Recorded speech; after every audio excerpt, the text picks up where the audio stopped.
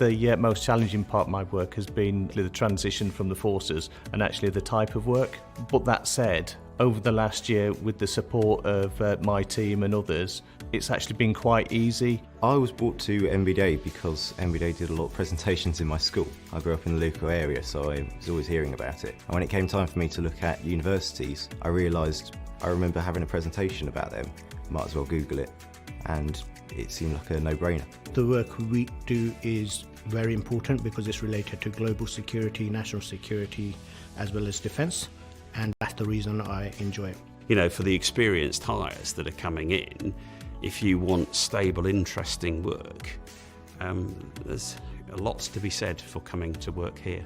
I joined MBDA 10 years ago. One of the key attraction points for me was the fact that MBDA was very people orientated, as a company and still is. Puts its people first in terms of development and looking after people. It feels much more purposeful. There's a real, this application is going to go and it's going to do something. It's going to sort of contribute to a global or national security, and it feels like something with a purpose. It's the sort of place that you sort of talk to people about what you do and everyone goes, oh, that's interesting.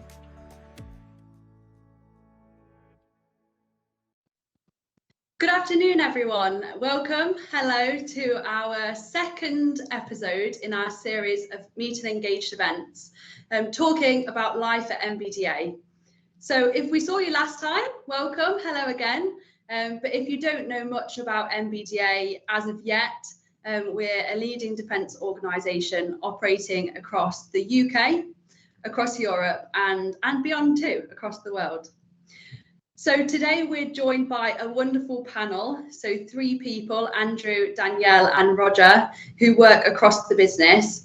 And they've joined us today to talk about their career, their life at MBDA, their journey through the company, and why specifically they chose a career in defence. So during the session, we want to engage with our audience as much as possible. So please, if you do have any questions for the panel, for any of the 3 people on this call today, pop your questions into the chat, and we should have some time at the end of this meeting to answer those questions and throw those questions across to the panel. But before we meet everyone, I just wanted to say hello, and I'm Elsie. I'm Elsie Vivian. I work as an early careers recruitment advisor at MBDA, which essentially means bringing young people into the business who are school leavers, university goers and graduates too. So a big job. But I'd like to welcome our panel. And Andrew, I will head to you first to give an introduction of yourself. Thank you. Thanks, Elsie. Hi, everyone. Good afternoon. Andrew Marchant. I'm the Early Careers Programmes Lead at MBDA UK. What that means is I'm responsible for all our apprentice and graduate development, their core development across the UK. And by September this year, we'll have just over 430 grads and apprentices on scheme. Hence why you see a few grey hairs from me today. Thank you, Andrew. And I'll pass over to Danielle, if that's all right. Good afternoon, everyone. My name is Danielle and I am a supply chain planner within the supplier planning team, part of what we call ISPS, which stands for Industrial Policies, Supply Chain and Procurement, and that's in the sub-assemblies area. Basically, it's a lot of words to say I work with suppliers to ensure the flow of products into the business and that suppliers are getting demand forecast from us so they can plan supply for us. I've been with MBDA for 10 months now, coming up to the 1-year mark, and I've come from a non-defence background. Brilliant, thanks Danielle. And over to you, Roger, last but not least. Thank you. Good afternoon, everyone. So Roger Carr, I'm a manufacturing project manager based in Stevenage, working on midlife refurbishments of an existing missile with one of our leading export customers. It comes under the manufacturing directorate. I've been with MBDA for 3.5 years, and this is my second role in the business. Brilliant. Thank you, Roger. Thanks, everyone, for introducing yourselves. We're going to get quickly into our questions. We've only got an hour with you guys, so we're going to head straight into those questions. And to start with, I'm going to jump to Danielle. and ask the question about your career history. So can you just give us a bit of an idea of your career history, and also give us an idea of why you joined defence specifically? Yeah, okay. So I went to university and I studied French and Italian, and I spent some time in those countries. But when I graduated, I found I didn't want to go into the traditional teaching or translation paths. So ultimately, I started working as an account manager for a small engineering company. And my role there was to manage customers abroad. So I was using my languages. And then I moved to a larger manufacturing company where I've been for the past 10 years or so in a similar role. But whilst there, I got the opportunity to look more into the supply side of the business. I found it was a real interest of mine. And so I managed to move over to supply chain and procurement. And really developing that role. There was a lot of scope in that role. And before leaving, I was actually heavily involved in the manufacturing side of the business as well. So I've always known there are defence companies in the area. I'm based in the northwest, and there are a lot of defence companies up here. I'd seen the growth of MBDA in the local news and what was happening here. And to be honest, I hadn't really considered a role in defence before, because I naturally thought you had to be an engineer, come from quite a traditional apprenticeship kind of background. But then I just saw a job role, kept looking, and kept seeing events happening on LinkedIn, and saw a job that I just thought was written for me. I researched the company and the role, and obviously, given the geopolitical events happening around us around the world, made sure I was aligned with what the company was doing. And you could say that, fortunately, or maybe unfortunately, a career in defence is a job for life. It is job security, which for me was a real key decision as well, moving, because I've been with my previous company for a very long time, was very happy there, and I have a family to support. So I really did research the role, the company and the industry that I was moving into to make sure I was happy. Nice, Danielle. So it was quite a natural transition really for you then. You didn't know at the start you were going to be in defence, but it worked out that way. So yeah, came out of university with a languages degree and now work in defence. So, brilliant. Yeah. Thank you, Danielle. I'm going to hand over to Andrew, please, just to introduce yourself as well, Andrew. Thanks, Elsie. So my pathway was slightly different. I explored a few different things in my early career post education. So I was an apprentice for a short while. I was working in the financial services industry. I was in the retail side of things for a while, learning the retail trade as a grad on a grad program. Worked in the charity sector, ran a retail sales operation for a well-known charity. My HR career then really kicked off, and I've worked for Norwegian construction, big mechanical electrical engineering type business. I've worked for a Japanese IT print type business. I've worked in the defence for the first time, another business in a similar space for a shorter period of time. And then my last role before this one, I was working for a very big American IT print type business. And I wanted to have a role where I was purely focusing on early careers. I'd always had early careers as part of my role throughout my 5-year HR career. But I wanted to purely focus on early careers, and MBDA offered me that opportunity. Why defence for me? I feel the work that we do and the work in defence is really important. It is about sovereignty of nations, about looking after people. It's really, really important. I think underneath all this, I might be a bit of a technical geek because I like and I'm attracted to technical things, and so I get a lot of exposure to that. Very often I haven't got a clue what people are talking about, but that's fine.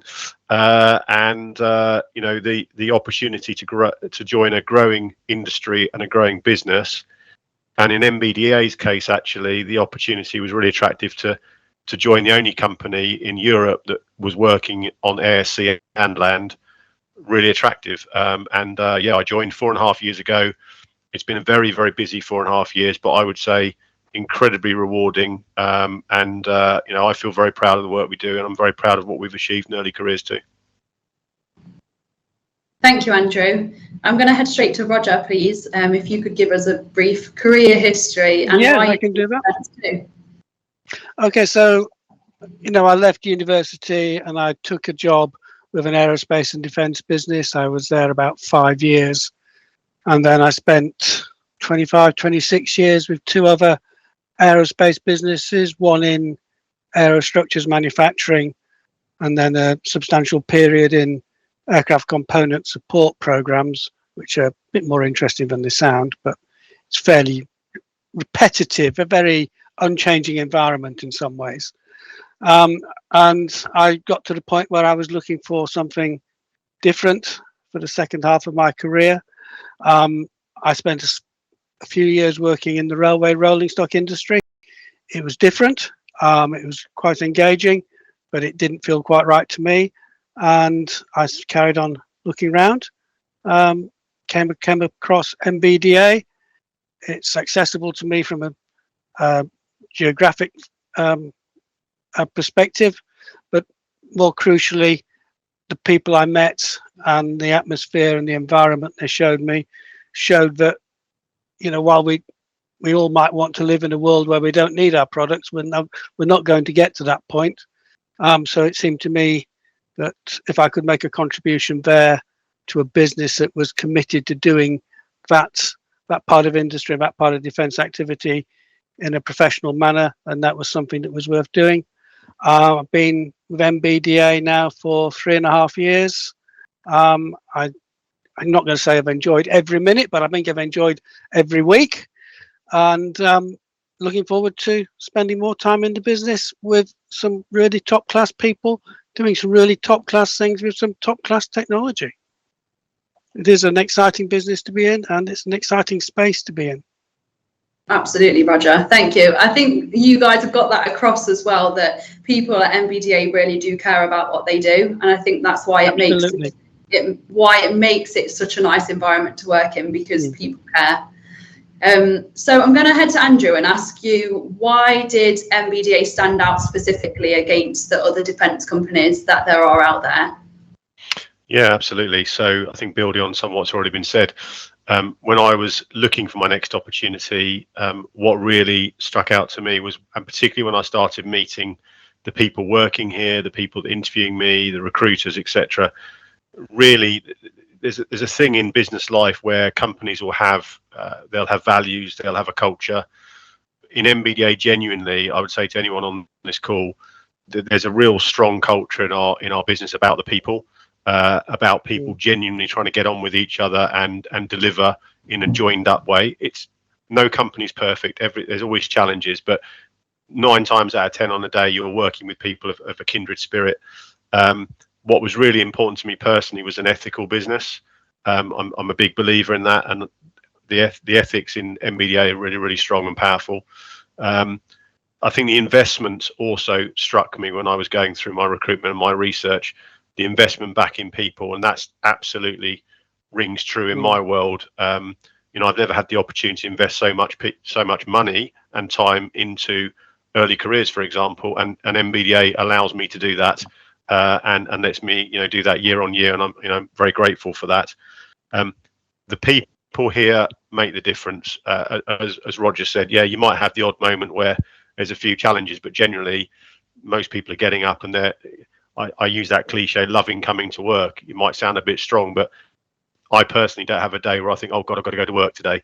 I love going to work. It's a message I try and give to our early careers people, that if you're happy in your work, it almost doesn't feel like work. And whilst it is busy and there's a lot of demands on us, you know, we are able to do that. But I think more broadly, the investment in the people, the wider opportunities outside my job, doing things like this, or the various societies we have across the company to let people explore, you know, be themselves, is really, really important. And I think some of the wider pieces we have in our company, the way we've adapted through COVID, the way we've come out from COVID, the dynamic working piece, which I'm sure Roger, Danielle may touch on, is a really, really good benefit, really strong, and stands out actually, not just in our industry, but in the UK. There are many companies reverting to type, I would say, about how they work. And MBDA has kind of adopted a new way of working and are very keen to maintain it and make it work for the benefit of everyone. So, yeah, I speak very highly and I'm very proud to work here. Thanks, Andrew. We've got a question later down the line about dynamic working as well, so hopefully we'll hear a bit more from you all about how that works for you and your roles. But Roger, coming to you, how did MBDA stand out against the other defence companies in your opinion? Well, I'd start by seconding what Andrew has just said. I think I just recommend every word he said as being spot on from my experience. I think that my big impression from meeting people during interview processes and the like was the respect that everybody seems to have for other people, be they peers or managers or co-workers or whatever sort. It's always there. There seems to be complete respect for everybody. And I remember very clearly when I started, one person in a site with 2,500 people or whatever it was, everybody I met in my first weeks at MBDA said, if, in their own words, good to have you on board, how can I help you? And that included some pretty senior stakeholders in the projects I was working on, taking time out of their diary, the next afternoon, whatever it was, to sit down and have a coffee and informally brief me on what they were looking for from my role, rather than just relying on my line manager to do it or assuming that I'd been given a package of work to pick up from or whatever. Senior stakeholders were taking an hour or two out of their day to sit with me over a cup of coffee and answer basic questions about the company and the product and the task. And they all concluded by saying, if you need anything else, reach out to me. And that effort, that focus on that spirit of teamwork and collaboration is all the way through now. Absolutely, definitely there. Can't fault it. In terms of, as Andrew touched on, the site and the facilities with the restaurants and the gyms and properly lit car parks, things like that you don't think about hugely but make quite a difference. You're not having to walk through puddles to get to your car on a Friday night. It counts, and it's all there. And everything from the cheery wave at the guy at the security hut to whatever else it is, it's all there, and it's all the way through the business. Thank you, Roger. 5-star reviews then, Roger. Something like that, yeah. I don't do TripAdvisor. Danielle, do you agree with what Andrew and Roger have said? How do you feel that MBDA stood out? Yeah, absolutely, I agree. And I think as has already been said, the people here really make the business. Everybody is very, very proud of what we do as well. There's a real respect for one another, a respect for what we do as well. And the wealth of knowledge and experience around us all day is immense. People coming from different backgrounds, all pulling together. For me, one of the other things that hasn't been touched on but was quite key when I was looking at moving industries was how MBDA is quite often voted as a great employer, and it's voted for by the employees. And it really came across for me as well, right from when I first applied for the role all the way through, how highly everybody I met spoke about the company and how good it was to work for. Another key thing for me when I was looking for my role is I really wanted to be able to make an impact wherever I moved to. And obviously coming to a company of this size, I was unsure how I could make an impact. And I've moved into a department that's involved in something called operational excellence, and it was on the job advert, and it really stood out to me that a company of this size and who has done what we've done for such a long period of time has still recognised that we need to change, we need to adapt, we need to grow as the world around us changes, and we need to be ready to respond to all of that. So putting in an operational excellence process across the business. So it's starting here, but it will go across the business. It was a really exciting journey for me and something that really stood out to me. Obviously, we've touched on the values as well of the company, and those values really aligned with my natural style of how I like to work as well, and the people I like to work with around me, knowing that we're all aligned in our values and how we all want to work and work together. And obviously, as a sidebar, I suppose, now I'm here, there are all the additional benefits as have been touched on. You've got the discounts platforms, pension shares, dynamic working that I know we'll come on to, but also the ability to train further. I'm a little bit like Andrew. I've never been exposed to so much training being available. I've learned a lot in my career. A lot of on-the-job experience with the odd training course here and there, but now I've got a real opportunity to become an expert in the area that I've moved into, which is really exciting that MBDA will invest in me. Okay. Thank you, Danielle. Yeah, wonderful. Thank you. It's so good to start off on an absolute high. So thank you for that. So now I'm going to touch on your perception of MBDA kind of before you joined. So coming from a non-defence background, what was your perception of a career in defence, and has that perception lived up to things in reality, or has that been completely different? So Roger, I'm going to start with you, please. Okay, well, I think not necessarily my personal perception of defence, but a common perception of working in the defence industry is that there's an awful lot of, oh, we've got another delay, can we have some more money? Oh yes, of course you can, here you go, just write to the government and tell them you're going to be 6 months late and need another £1 million. It's not like that. This business is as focused as any other I've met on achieving delivery and customer expectations and managing those appropriately.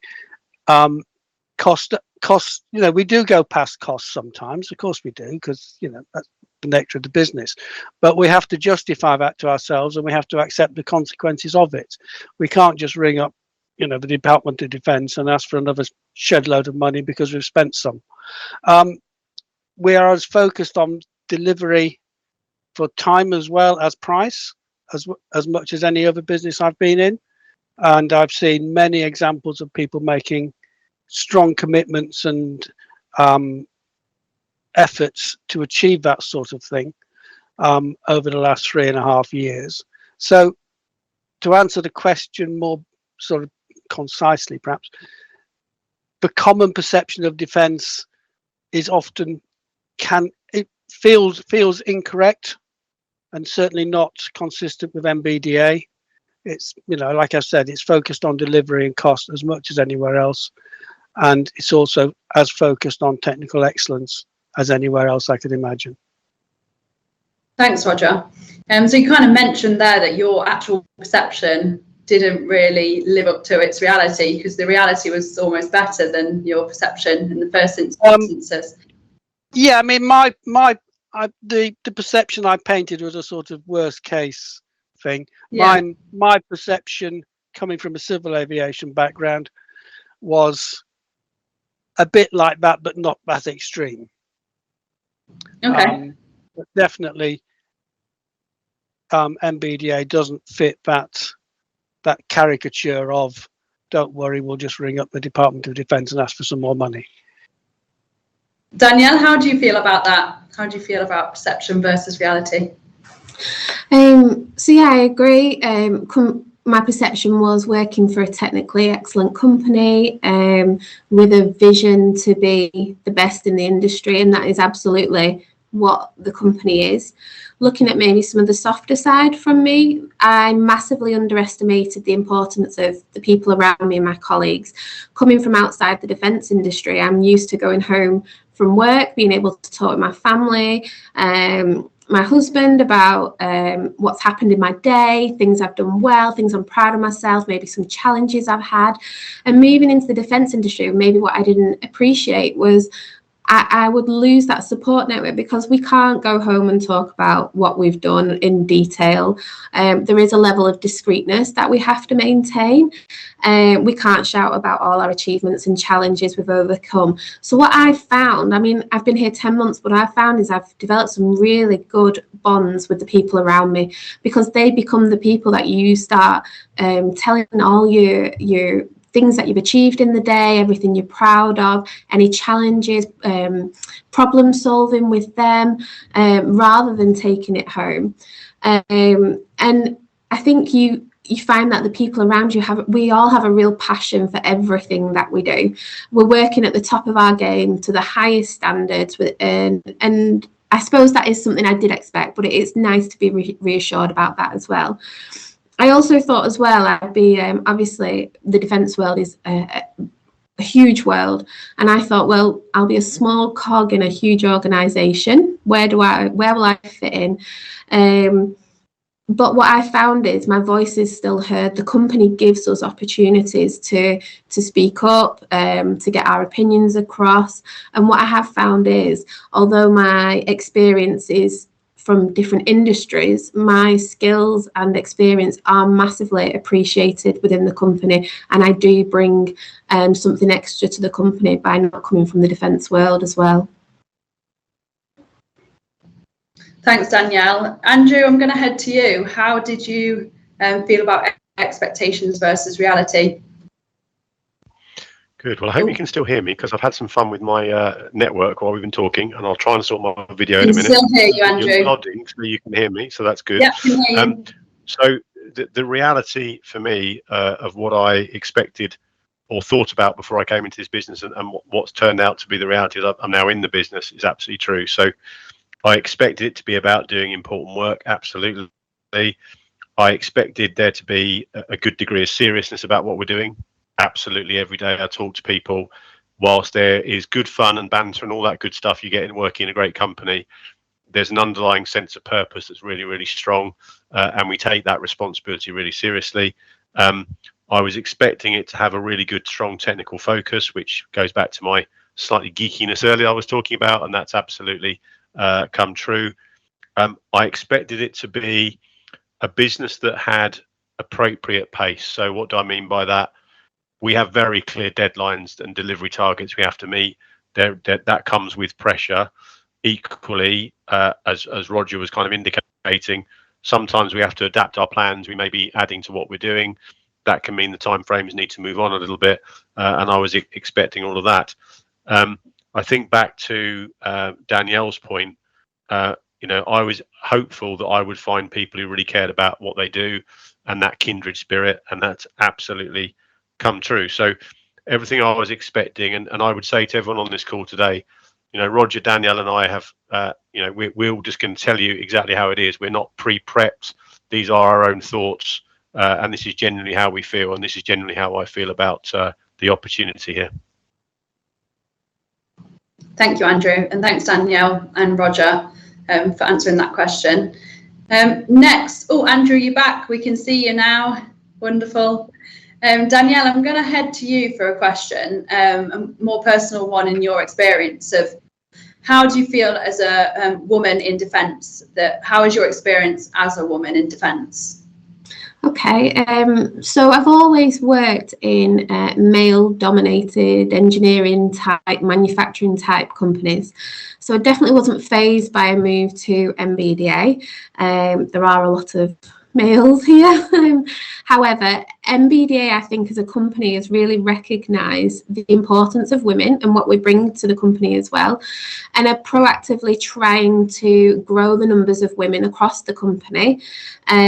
We have women in senior positions at MBDA and across the group, which is so important, I think, to have role models in your senior management team that you can look up to. And recently one has joined the wider MBDA group. She did a video for us all to watch on internal channels, talking about how she has a young family and managing a demanding career, and just having that awareness out there is really helpful. I still class myself as young, so a young woman coming into the defence industry. There's also things like there was an internal roadshow where people come to the different sites across MBDA, talk about things like gender equality. And that's usually over a lunchtime, but there's lots of engagement from employees. People go down to talk about sort of gender equality and other issues across the company. And it was really good to see how MBDA wants to accelerate gender equality across the business and is educating employees about it, really. And then for me, it's just simple things like you'll see that we wear lanyards when we're on site, and seeing male colleagues wearing a gender equality lanyard around their neck. It's really reassuring to know that everyone is on the same page. Is it perfect? I'm sure it's not, but I've had really good experiences here. Everything is being promoted and pushed in the right direction. And then just something to add, when I was looking at joining the defence world, obviously it does come across as very male dominated, and I did find external forums that would that promote women in defence. So I would say if anyone wants to look at that, a Google search, LinkedIn, there are forums on there talking about women in defence and promoting that. And yeah, I'm very proud to work in defence, and even more so, I suppose, as a woman. Absolutely, Danielle. And you mentioned something there about balancing a family and a role as well, which is such a real thing that everyone has to do, whether you're a woman or whether you're not a woman. So Absolutely. that leads us nicely onto the dynamic working question, really, doesn't it? So, Andrew, I'm going to head to you first and just ask about dynamic working and how it works for you in your specific role. Yeah, no, thank you. So just to explain to everyone on the call, we've adopted a methodology we call dynamic working. So just as every other business before COVID, this business was very much focused on people being on site in the office. There was home working, but it was much more limited. And obviously everything changed through COVID, and we kept working as a key worker industry all the way through COVID. Nothing changed for us, but how we did it and how we achieved it absolutely did. And some great work by colleagues led to dynamic working becoming a reality. And dynamic working means that employees get the opportunity to talk to their managers, and the timeframes can be different depending where you're working. But I would say typically every 6 months about where and how you're going to work. Now, just to add to that, some roles obviously that we do require people to be on site every day. It's the nature of the game. Other roles where that's less of a requirement, you can blend. So for example, for my role covers the whole of the UK, and if I need to be somewhere, then I'm wherever I need to be, and that might be on our sites, it might be at external venues, wherever, but I will choose where I am, the time I'm spending, etc. And that's the agreement I have with my boss. The positive of that is that from a work-life balance, I have a growing family.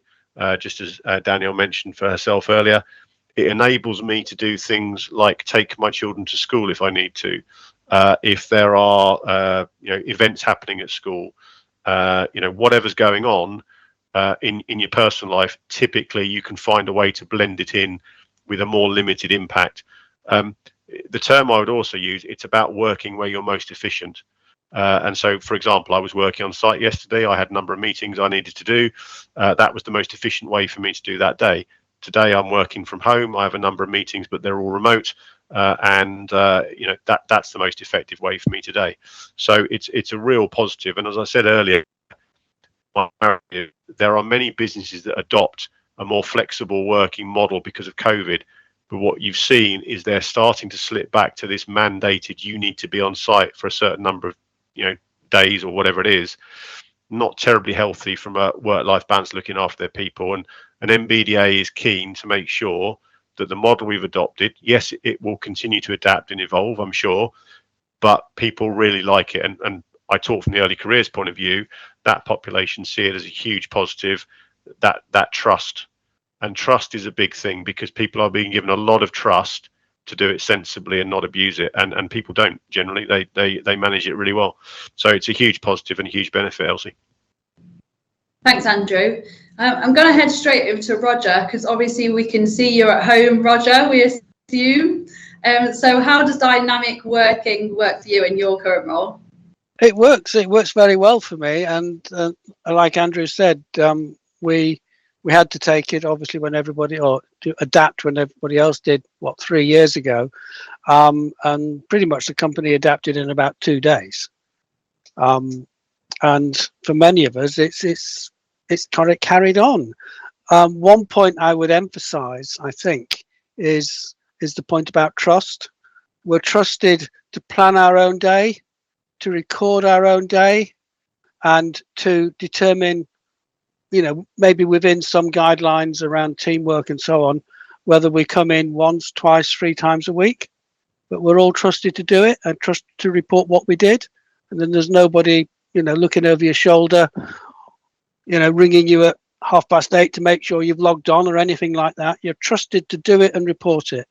And that feels good.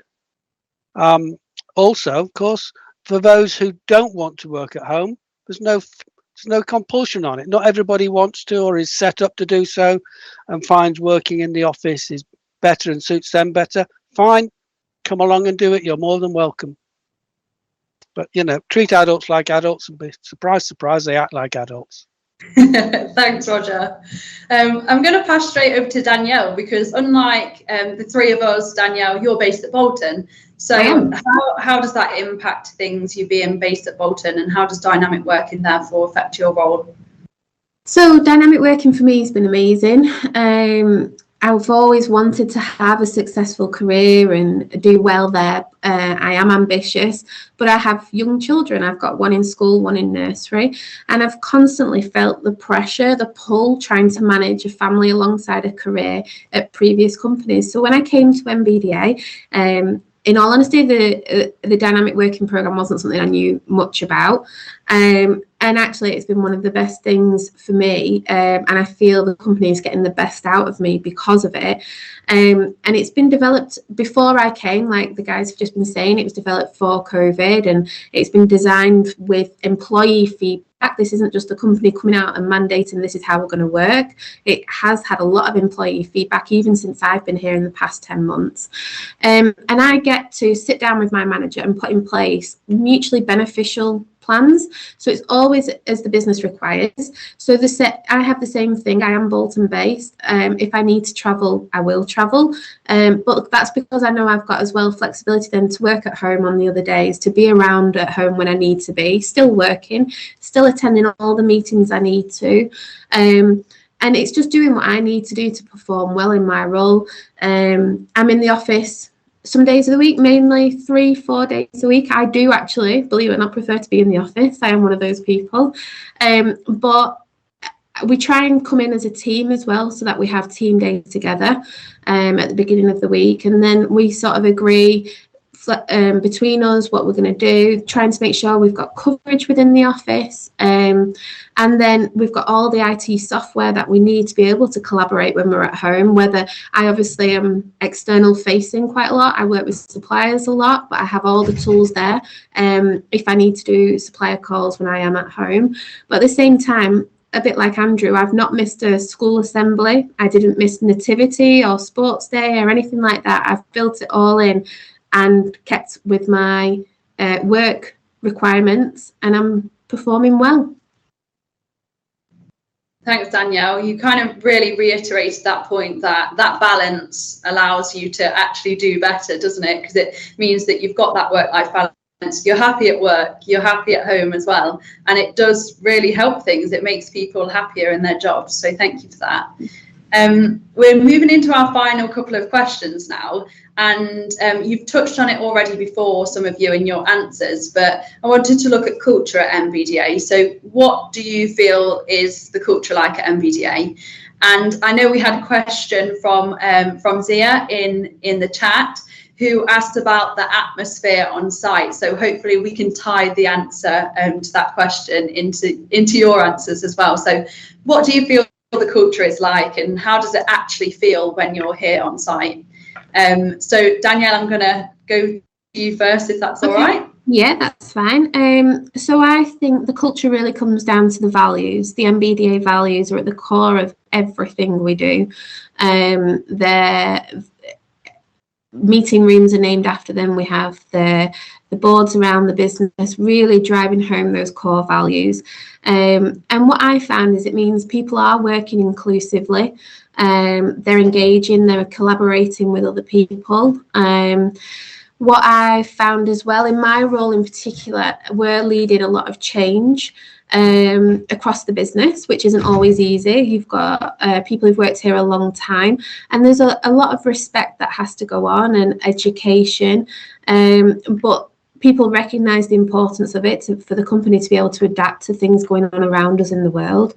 And I'd say the other thing is I think it's really the working collaboratively between the different teams, sites, because people are based across all the different MBDA sites in the UK, France, and rest of Europe, and then also working from home. That culture, even though we're working at home, it's still core to what we do. Those values, they're still very much core to what we do. So a typical day for me on site, they're my favourite days when I'm on site because I get to engage with everyone around us. So we have open plan offices where we could be sat next to somebody in a completely different area to our team, talking to them. And in fact, I had an example where I'd actually been trying to get hold of somebody, mentioned it to a colleague, and he pointed out that she had actually been sitting next to me that whole time. So now we sit and chat, and I make sure I'm talking to all the people around me, because you never know, we're a big company, but actually the people make it, and it's about having that really good network of people across the business. Other things, I suppose this isn't really a typical day, but it's things I like about the culture. So a little bit like what Andrew said earlier on about the ethics of a company and that sort of the heart of the company. So there's charity challenges. I've joined the charity team trying to raise money for local charities. So they're based locally as well to the site.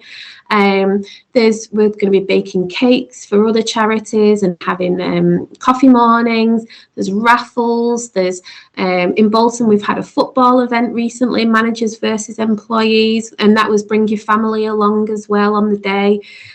So there was lots of social side to the company as well, that really engages with everybody. And I suppose you can engage as much or as little as you like as well.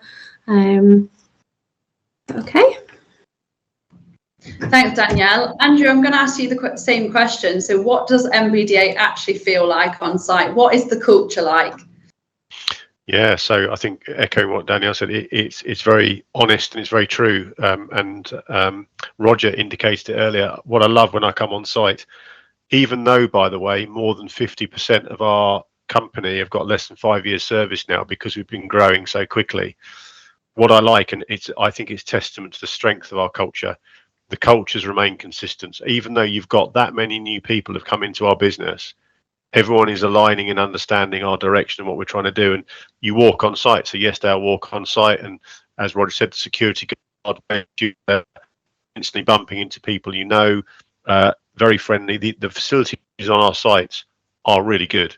I think sometimes people who've not worked anywhere else may not quite realise how good they are.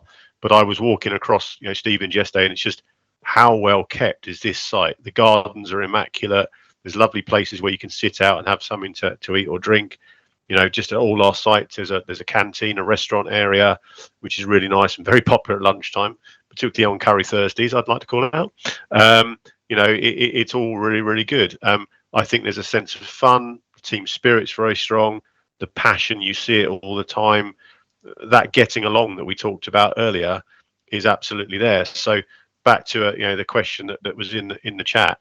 The sites are a nice place to be, and they've been adapted, and they continue to be adapted in terms of more meeting rooms, more open working spaces, better kits. We've all just had new laptops given to us as part of a rollout. There's a real investment continually going into this business to make the place a nice place to be and allow us to do our jobs as effectively as we possibly can do. Thanks, Andrew. It can sometimes sound a bit silly, can't it, when you think about those things like there's grass outside, there's trees outside, but genuinely the way the site feels, there is that space to kind of take some time away from your role, take an hour for lunch, half an hour for lunch outside if you need to allow you just that break from being at a desk if that's what your role is. So it's perhaps fairer to call it a campus rather than a site, particularly at Steve. Yeah, Roger. Absolutely, that makes sense. How does it feel for you? It feels exactly, I would echo exactly what Danielle and Andrew have said. Go back to the 5 values. They aren't just words on the wall and on the website. They are actually demonstrably demonstrated by people every day. And people do actually, you can not quite see them pause and think about it, but you understand that people are aware of them and will do what they can to adhere to them and expect you to do the same back. And I come back to where I started talking about when I first joined, how people went out of their way to welcome me into the business and offer me support to get going. Definitely do that. I'd also echo what Danielle, or build on what Danielle was saying about the charity work. The way the company not only supports major charities like the British Legion with our work with veterans and so on, but also encourages us to identify a local charity and helps to cash match some of our fundraising activities that we do. I think that's a good engagement, and the engagement that people like Andrew are doing with school leavers and school groups. Great for building not just the careers pipeline, but also the profile and respect for the business and the industry. Excellent work. All optional from the company's point of view, but it's well worth it, I think. The other thing I would say, perhaps more broadly, is when I joined, I thought it was going to be surrounded by people who've been here for 30 years. It's not the case. I mean, Andrew's probably got the numbers, but most people I've encountered have probably been working in the business less than 10 years, I suspect. And that shows in the range of experiences they bring, and the combination of the aggregation of all that experience into the ideas and suggestions that come out. It's not all, this is the MBDA way, so that's the way we do it. It's what's the best way to do it, and ideas from, I don't know how many years of experience everybody brings, come out, not just a standard way of doing it that was set in 1974. It really is a dynamic, changing world, and it's reflected in the business. Absolutely, Roger, and that's the perfect way to end that final question. So on a really positive note, thank you so much. So thank you for answering those questions, Andrew, Roger and Danielle. I just want to come back to each one of you and just ask that if there's anyone that's thinking of applying to MBDA right now, that's watching this, or in the future if they watch the recorded version too, what would be your top tip to them? So Roger, I'm going to start with you if that's all right. Just a quick top tip on I would say think of all the opportunities within the business that could be open to you if you take that first opportunity. Be it working overseas, be it engaging with a wide range of skills, be it learning a new skill and moving into a different part of the business in a few years' time. Those opportunities are here. You don't have to join as a software engineer and stay as a software engineer. You can go and do something else as well within a few years' time. Don't be overawed by the size of it. It's a big company. We have large sites and campuses, but you'll soon find yourself bedded into a relatively small team, and you'll find your way around that pretty quickly. And we have quite a few contract workers or contingency workers on site. 99% of what you do as a contingency worker is exactly the same as being regular staff. You get exactly the same facilities, exactly the same respect, and you can make exactly the same contribution. So don't be reluctant to take up that opportunity. And many of us have done that and become regular employees as well. So yeah, just do it. Nice. That's it. That's the passion, Roger. Just do it. Danielle, what would be your top tip? I think just think really hard about what your passion is. What do you want from a role? Research the role, research the company, make sure you align with our values, and then have a look online. There's the website, LinkedIn, there's events that go on site as well, or virtual events like the one we're doing now. And then, a bit like Roger, go for it. Just do it. Thanks, Danielle. Andrew, do you echo that? Any top tips from yourself? I do. As you heard earlier, I've worked in a number of different businesses. MBDA, without a shadow of doubt, is at the top of the tree in their approach and the opportunity. It's a growing business. It's a successful business. It's got a great culture. There are a lot of companies out there at the moment that are struggling to grow. It's difficult times. You know, we have that opportunity. So if you're looking to further your career, develop your career in the way that works for you, it's a perfect thing to do. And if you don't believe us, as Danielle said, there's a lot of media out there you can look at that tells you about us. Glassdoor, things like that are very good. They give you very honest reviews. Look at the ratings of our CEO, look at the ratings on our company, look at what the employee's saying. There's bound to be the odd not so great one in there, but it's overweighed by the positive all the time. So I think Roger captured it very well. Why wouldn't you want to come to MBDA? Absolutely, just do it. I like that. Nice one. So thank you so much to our panel for answering those questions. I have seen some brilliant questions coming through on the chat. So I'm just going to head over to there quickly with our last 7 minutes that we've got left. And firstly, Andrew, I'm going to ask you, how often within your role do you travel overseas, and what do you actually do abroad as well? Yeah, so my role doesn't have a huge amount of travel overseas requirement, but across our business, there are roles that absolutely do have that requirement. We have obviously, we are a European business, and we have other offices in other countries too. And there is a requirement on occasion, depending on your role, to travel. We've got a very comprehensive travel policy that sets out everything you need to do that. And so, but coming back to what we said earlier, we're very also careful about travel, from a making sure we're effective point of view. So if we can do meetings and not travel, and we can use technology to do it, that's what happens. But if people do need to travel, then they will travel appropriately in a cost-effective way, in a good way. We don't scrimp on that, and it's very effective. We do a number of different things abroad, obviously depending on the countries, and we have those offices that we need to interact and have time together at. So it really is a role-dependent thing, that one. Okay, thank you, Andrew. It will be a thing to ask your recruiters as well. So if you are applying for those roles, ask that question. There's no harm in it at all. Roger, I'm going to head to you. We have quite a big question here. It's a brilliant question, but with a couple of minutes left, I'm just wondering if you could answer it for us. So during your transition into the defence industry, have you noticed or experienced any impact on your role level or responsibilities compared to your experience in previous industries?